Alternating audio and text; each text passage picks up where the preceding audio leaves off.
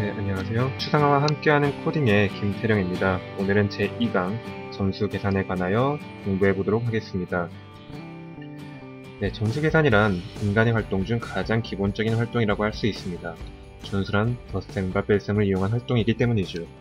오늘은 실제로 추상화 과정을 체험해보고 코딩해보는 첫 시간이기 때문에 아주 쉬운 문제를 통해서 일련의 과정을 이해하는 데 초점을 맞춰보도록 하겠습니다. 여러 스포츠 중 구기 종목을 하게 되면 승리의 조건은 단 한 가지입니다. 남들보다 많은 골을 넣는 것, 즉 점수가 상대팀보다 높아야 하죠. 축구나 야구처럼 한 골에 한 점, 1주자에 1점처럼 간단하게 점수를 계산하는 스포츠도 있지만 오늘 과제로 삼기에는 너무 간단하겠죠. 농구를 예로 들어 설명해 보겠습니다. 네, 농구 역시 골대에 골을 넣게 되면 점수를 얻게 되는 게임입니다. 그러나 다른 스포츠와는 다른 점이 있습니다. 무엇일까요? 네, 바로 바깥에 있는 3점 라인의 존재죠. 농구는 3점 라인 안쪽에서 골을 넣게 되면 2점을 얻게 되고요. 3점 라인 바깥에서 골을 넣게 되면 3점을 얻게 되는 게임입니다. 점수가 1점씩 늘어난 것이 아니라 공이 던져진 조건에 따라서 점수가 달라집니다. 오늘은 점수판에 있는 이 점수를 만들어 볼 것입니다. 여기 점수를 담는 통이 있습니다. 점수는 이렇게 1점씩 누적된다고도 볼 수 있지만 특정한 일이 발생할 때마다 일시 카운트하여 새로운 점수를 써 넣는다고 이야기할 수도 있겠습니다. 오늘은 바로 이 점수를 특정한 조건에 따라 다르게 누적하는 방법에 대한 추상화와 코딩을 해보겠습니다.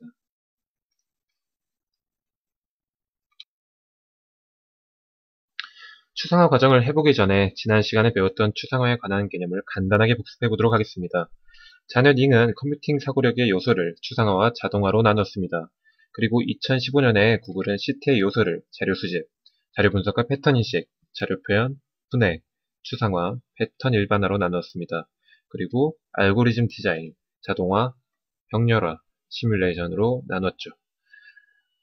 자료 수집부터 패턴 일반화는 자넷 윙의 추상화에, 그리고 알고리즘 디자인부터 시뮬레이션까지는 자동화에 포함되겠습니다.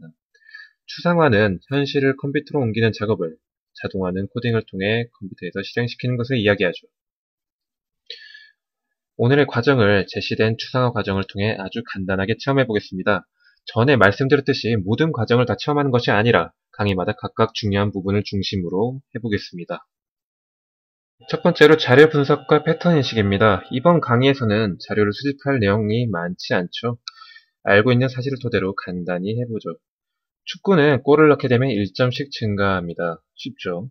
농구는 약간 다릅니다. 3점 라인 안쪽에서는 2점, 3점 라인 바깥에서는 3점이 증가합니다. 테니스는 15점씩 증가하지만 30점에서는 10점이 증가하죠. 패턴을 찾아볼까요? 스포츠에서는 간단합니다. 공이 골대에 들어가거나 상대팀 코트에 닿았을 때 점수가 증가합니다. 이렇게 자료를 확인하고 공통적인 부분을 찾아내는 게 자료 분석과 패턴 인식입니다. 아주 간단한 문제이기 때문에 도표나 그래프로 등에 나타내는 자료 표현을 생략하고 바로 분해 과정을 살펴보겠습니다. 문제 분해는 현실의 문제를 컴퓨터의 단위로 풀 수 있도록 문제를 쪼개기도 하고 할 수 있는 것과 없는 것을 나누기도 합니다. 여기서는 공통적으로 점수가 증가한다는 점에 착안해 보겠습니다. 사실 이 문제에서는 해결해야 될 여러 가지가 있습니다. 축구나 농구 역시 골대가 두 개이기 때문에 어떤 골대에 가느냐에 따라 점수가 어느 팀에 누적되는가가 다르고 테니스의 경우에는 점수의 증가분이 다른 점이 있습니다. 하지만 오늘 이 시간에는 우리가 기초적인 실력으로 해결할 수 있는 문제를 선정하여 농구와 같이 위치에 따라, 즉 선수의 위치에 따라 다르게 누적되는 점수에 대하여 살펴보겠습니다. 네, 추상화입니다. 추상화 과정은 현실의 문제를 컴퓨터로 옮기는 작업입니다. 선수의 위치에 따라 점수가 다르게 누적된다는 것은 우리가 일반적으로 현실에서 경기를 볼 때 할 수 있는 이야기입니다. 컴퓨터에서 자주 쓰는 말로 바꾸면 이렇게 이야기할 수 있을 것 같습니다. 이벤트가 발생하는 좌표에 따라 변수를 다르게 누적한다. 즉, 골이 발생하는 이벤트가 발생했을 때 선수의 위치, 즉 모니터상의 좌표에 따라 점수라는 변수가 다르게 누적되는 것이죠. 앞에서 했던 추상화를 통해 패턴 일반화를 해보겠습니다. 스크래치에서는 객체를 스프라이트라고 합니다. 여기서 스프라이트는 선수를 대표한다고 생각해 봅시다.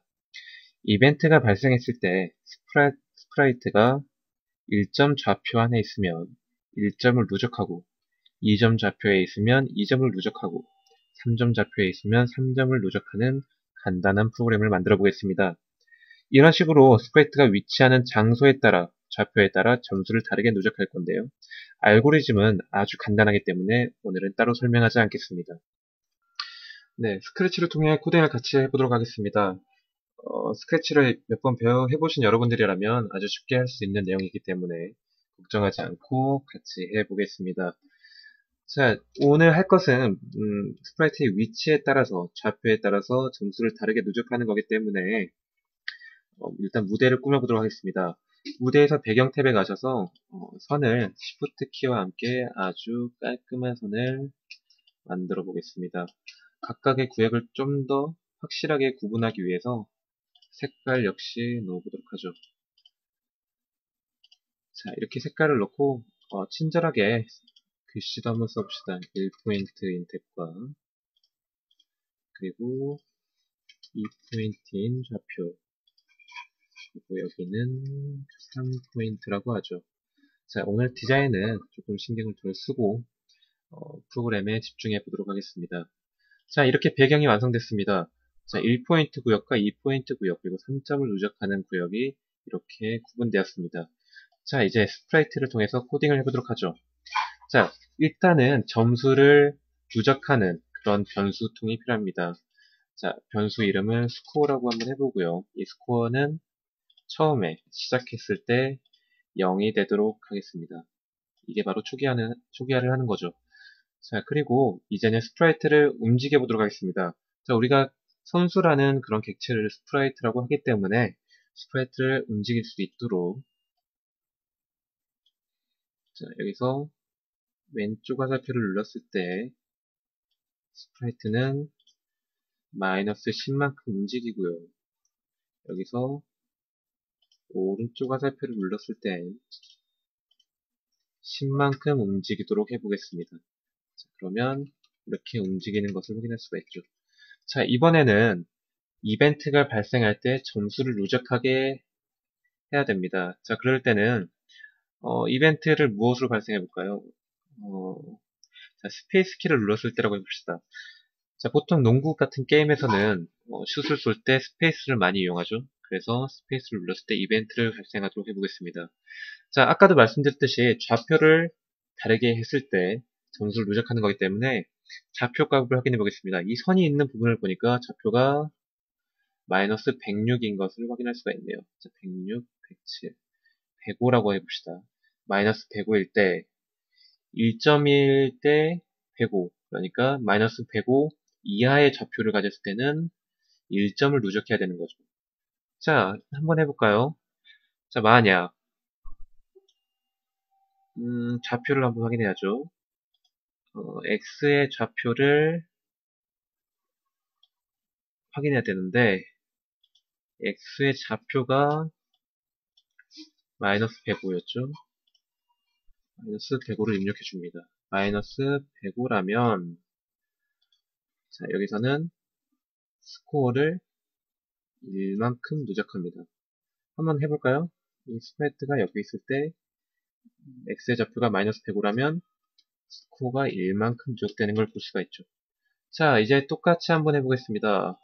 자, 만약 x의 좌표가 마이너스 105보다는 크고요. 마이너스 105보다는 크고 그리고 여기 두 번째 선 80이라고 할까요? x의 좌표가 80보다는 작으면 이제는 2점을 적립해야겠죠. 그러면 스코어를 2만큼 바뀌기. 자, 그렇다면 또 한 번 이번에 3점을 해야겠죠. 이번에는 역시 x의 좌표가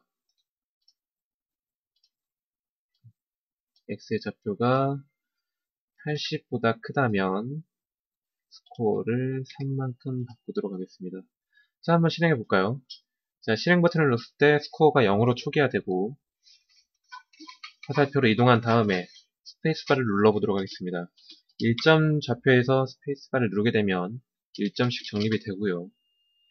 2점 좌표에서 스페이스바를 누르면 2점씩 적립이 되고 3점 좌표에서는 3점씩 적립이 됩니다.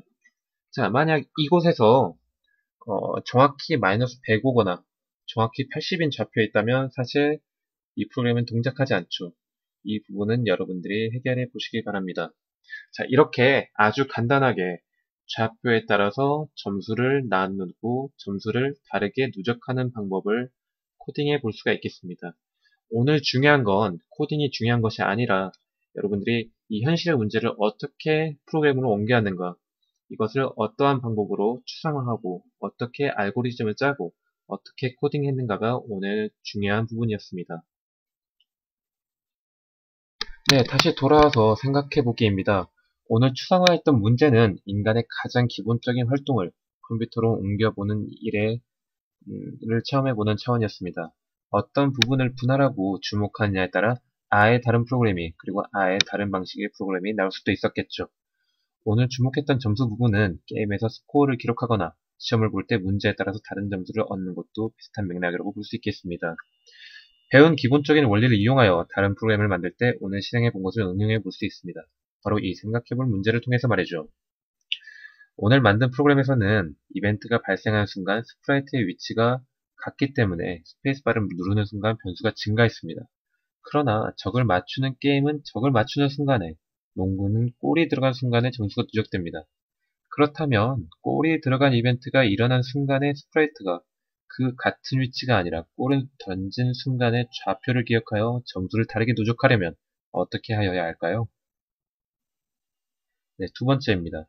말씀드렸다시피 테니스와 같은 경우에는 15점씩 누적되다가 30점이 되면 10점이 누적됩니다. 현재 점수의 조건에 따라서 다른 점수가 누적되도록 하려면 어떻게 하여야 할까요? 오늘 이 간단한 두 가지 문제를 생각해 볼 문제로 드리겠습니다. 실제로 코딩해 본다면 더욱 좋지만 아주 구체적으로 머릿속으로 떠올리고 머릿속에서 충분히 알고리즘을 생각해내는 것만으로도 큰 의미가 될 것입니다. 아주 구체적으로 말이죠. 네, 오늘 이렇게 가깝고 쉬운 문제를 통해 추상화의 전 과정을 체험해 보았습니다. 앞으로도 역시 코딩이 어려운 문제보다 현실의 문제를 컴퓨터로 옮기는 추상화 작업에 중점을 둘 것입니다. 코더가 아닌 프로그래머가 되도록 노력하는 여러분들을 응원합니다. 여기까지 추상화와 함께하는 코딩의 제2강 점수 계산 강의를 마치겠습니다. 이상 김태령이었습니다. 감사합니다.